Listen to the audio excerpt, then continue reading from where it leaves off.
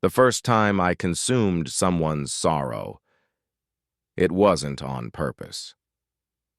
My uncle had just passed, and my sister, Naomi, couldn't stop crying at the service.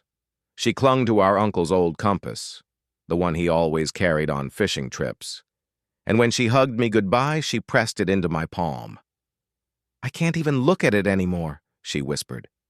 "Please, just take it." I slipped it into my pocket, not thinking much of it. But on the drive home, something happened.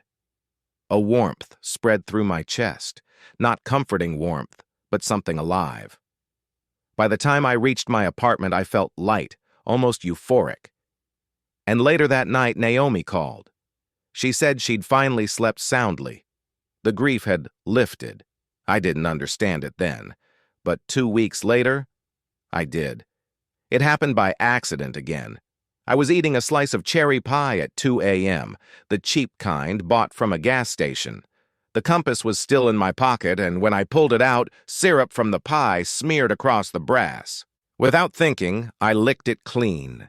The metal melted on my tongue like sugar glass, and the same warmth rushed through me, 10 times stronger. That's when I realized what I had done. I had eaten her grief. 5 years passed. I moved to Seattle and turned it into a business. Quietly, discreetly. I didn't call it anything official. You can't put "Sorrow Eater" on a sign outside your door. But word got around. People would come to my apartment, desperate for relief. They brought objects heavy with loss. A locket, a photo, a collar, a baby blanket. I charged by weight. Not in ounces, but in heartbreak. 1,000 for a parent. 500 for a partner, a few hundred for a pet. When they left, they felt lighter, freed. But the grief didn't vanish. It just moved into me. Every piece I consumed left a trace, whispers, memories, sensations. They started small. By the time I'd reached 70 clients, the whispers had grown into full voices, a chorus that never stopped talking. They wanted out. I couldn't move. Couldn't it blink? Couldn't it scream? I was awake inside my body, but something else was in control. My arms unfolded, my legs stood, my reflection blinked without me.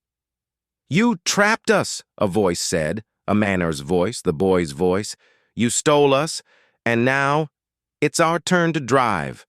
I was still conscious, still there. But I couldn't do anything. The chorus had taken control. It was my worst fear come to life. My body moved to the desk, opened a drawer, pulled out my list of clients. "We visit them," the voice said, "one by one."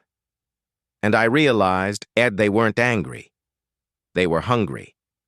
The next thing I knew, I was standing at Carla's front door. She answered in her robe, eyes puffy, from crying. "Eli?" she said. "What are you doing here?" My mouth moved on its own. "Carla," said my voice, except it wasn't my voice anymore. It was her son's. Her knees buckled. "Luke?" "I'm sorry, Mom," said my mouth. "I had to come back." Her trembling hands covered her mouth. I screamed inside my skull. "No, it's not him." But she couldn't hear me. The voice continued. "Do you still have my notebook? The one under your pillow? You need to give it to him. He'll know what to do." She nodded, sobbing, and disappeared into the house. That's when I understood what the chorus wanted. They weren't content with me. They wanted to expand. They wanted to turn everyone grieving into one of them. For 3 days, they used me like a marionette, visited 7 clients. Each time, the same performance, the dead speaking through my body, convincing the living to hand over their pain. Each time, I consumed another grief-soaked relic. Each time, I felt myself shrinking. By the 4th day, I barely existed. And then, I stopped fighting. I reached inside, past their noise, past their hunger, and found something that was mine. My own grief. My father, dead of a stroke when I was 12. My mother, lost to addiction before I turned 20. All the sorrow I'd buried and replaced with other people's pain. I gathered it up, every memory, every wound, and I turned it on them. They wanted grief? Then have mine. My grief wasn't passive like theirs. It was alive, angry, starved. It tore through the chorus like fire through dry leaves. They screamed, hundreds of voices collapsing into one long, agonized howl. Some disappeared entirely. Others begged for mercy. And for the first time in days, my hand moved when I wanted it to. I stumbled to the bathroom, looked into the mirror. It was my face again, but older. Hollow. Like I'd survived something that no one should ever experience. And maybe I had. The next morning, I gathered every grief-soaked object I'd ever taken. Every ring, every photo, every necklace. I returned them all. Some slammed the door in my face, some cried, some hugged me.